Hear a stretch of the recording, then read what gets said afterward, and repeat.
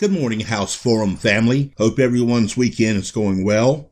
We are jumping on here today since it's Saturday and they haven't called the damn election. With that said, all evidence indicates that Biden will come out on top. I just ran across an article, I forgot from who, that was reporting that the Democratic Party talking heads were blaming progressives for not winning back the Senate. I call straight bullshit. As members of this forum, you will find our pinned post that clearly states without any ambiguity that this House finds both establishment parties equally corrupt. In fact, the Democratic Party talking heads need to sit down and shut the fuck up. Moreover, instead of casting blame on progressives, they need to take a good hard look in the mirror and snap to the reality that progressives and the non-white voter defeated Trump, not neoliberal corporatist Democrats like Joe Biden. While the race has not been called, the House of Public Discourse Forum will be challenging Joe Biden and other corporate Democrats to deliver, unlike Obama, on their promises. I will break down some research I've done that indicates with absolute clarity the enormous grassroots outreach that only they could credibly manage. Progressive activists were a key part of the de facto united front to defeat Trump. Welcome to the House Forum Live. I'm your host, Johnny Hill. You're inside the Progressive Talk Zone with House of Public Discourse founder and host, Johnny Hill.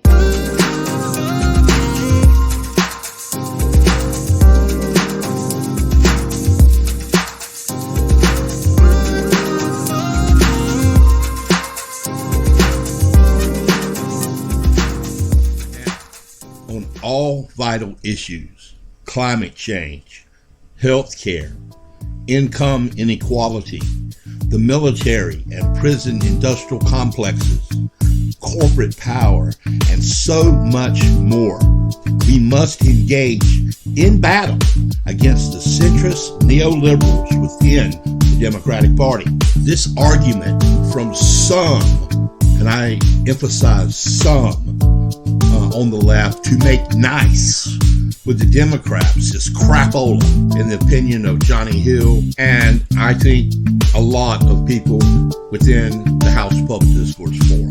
2 years after Republicans came roaring back and took control of Congress, after the major malfeasance and malfunction that many of us progressives experienced in the 2016 election, which is one reason why many of us are now independent progressive instead of progressive Democrat. From the outset, progressive organizations like the House of Public Discourse Forum and others much bigger and larger than us, and individuals should question Biden and elected other Democrats about issues of profound matters. Office holders are supposed to work for the public interest, people. And if they're serving Wall Street instead of Main Street, we should show we're ready, willing, and able to primary them. Progressives should swiftly follow up on Joe Biden's triumph with such approaches like fighting corporate Democrats. Powerful party members have announced that they will try severely to marginalize progressives. Politico reported Speaker Nancy Pelosi and her top aides had a stark warning for Democrats on Thursday. Swing too far left and they're all but certain to blow their chances in the Georgia runoff that will determine which party controls the Senate.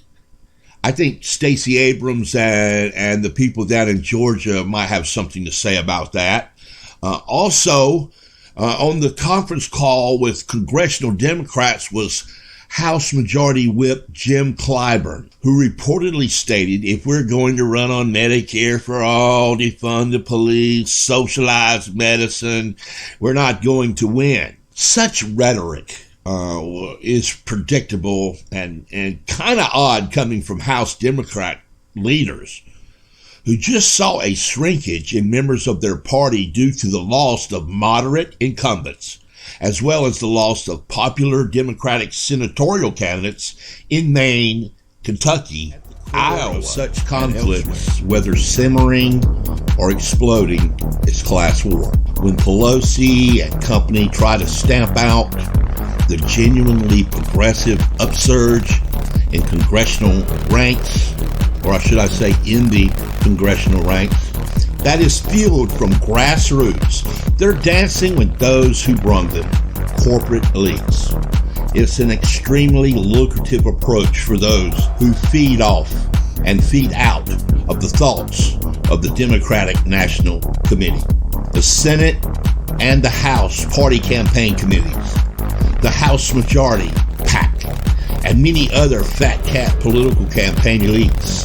Consultant contracts and lobbying deals keep flowing even after Democrats lose quite winnable elections. Joe Biden almost lost this damn election, and while the Biden campaign poured in vast financial resources and vague, flowery messaging that pandered to white suburban voters, relatively little was focused on those who most made it possible to overcome Trump's election night lead: people of color and the young. And let's add first-time voters. Constrained by his decades-long political mentality and record, Biden did not energize working-class voters as he lip-sunk populist tunes and unconvincing performances. That's the kind of neoliberal approach that Bernie Sanders and so many of his supporters were warning about in 2016 and again this year. Both times, there was a huge failure of the Democratic nominee to make a convincing case as an advocate for working people against the forces of wealthy avarice and corporate greed. In fact, Clinton and Biden reeked of coziness with economic elites throughout their political careers. Too many people. Clinton came off as a fake when she tried to sound populist, claiming to represent the little people against corporate giants. And to those who actually knew about Biden's political record, his similar claims also were apt to seem polling that Biden gained a large proportion of his votes due to animosity toward his opponent rather than enthusiasm for Biden. He hasn't inspired the Democratic base, and his appeal had much more to do with opposing the evils of Trumpism than embracing his own political approach. More than ever, merely being anti-Trump or anti-Republican isn't going to be enough to move Democrats and the country in the vital directions we need, according to our research here in the House of Public Discourse. Without a strong progressive program as a rudder, the Biden presidency will be awash in much of the same old rhetorical fourth and status quo positions that have so often caused Democratic incumbents to founder, bringing on GOP electoral triumph. Looking ahead, we need vigorous successors to the New Deal of the 1930s and the Great Society programs of the mid-1960s that were implemented even though politically and budgetarily hampered by the Vietnam War. Set aside the phrase "if you want to, but we need some type of democratic socialism," as asserted by Dr. Martin Luther King in the last years of his life. The ravages of market-based solutions are all around us.